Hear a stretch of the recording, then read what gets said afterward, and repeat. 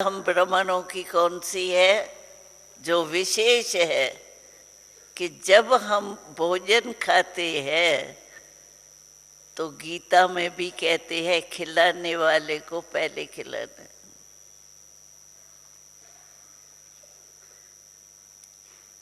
तो कभी भी भोग लगाओ अपने को, वैसे तो जनरल भोग लगा नहीं, ब्राह्मण लगाते ही है, और नहीं लगाते हैं तो जब भोजन तैयार हो जाता है तो भोग जरूर लगाना चाहिए।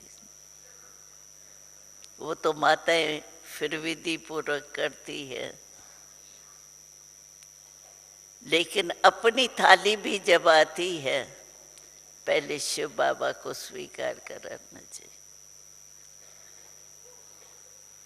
उससे क्या है कि बाबा को याद करने से भोजन में शक्ति आ जाती, और जैसा अन्न वैसा मन होता है। तो आपके अन्न में बाबा की याद की शक्ति आ गई तो मन भी अच्छा हो जाएगा। तो जब भी कुछ भोजन खाते हैं तो बाबा को याद जरूर करना चाहिए। उससे क्या है, बार बार आपको याद का एक साधन हो गया।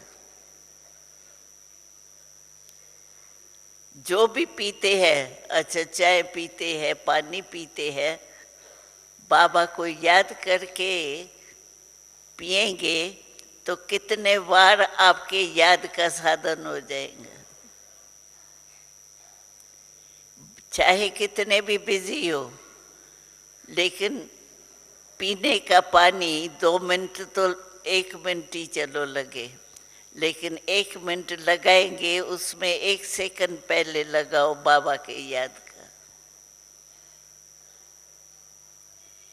आपका भोजन भी शक्तिशाली हो जाएगा और आपको बार बार याद करने का बाबा को साधन हो जाएगा।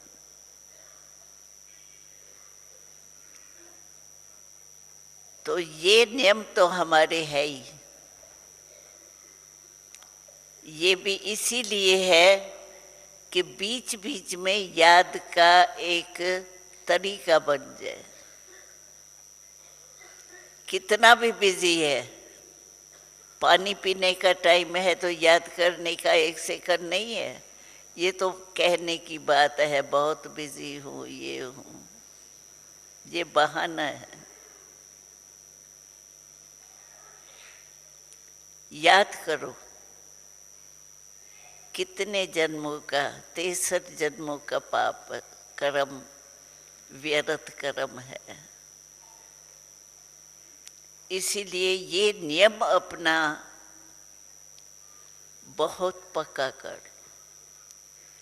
टाइम नहीं है ये बहाना है।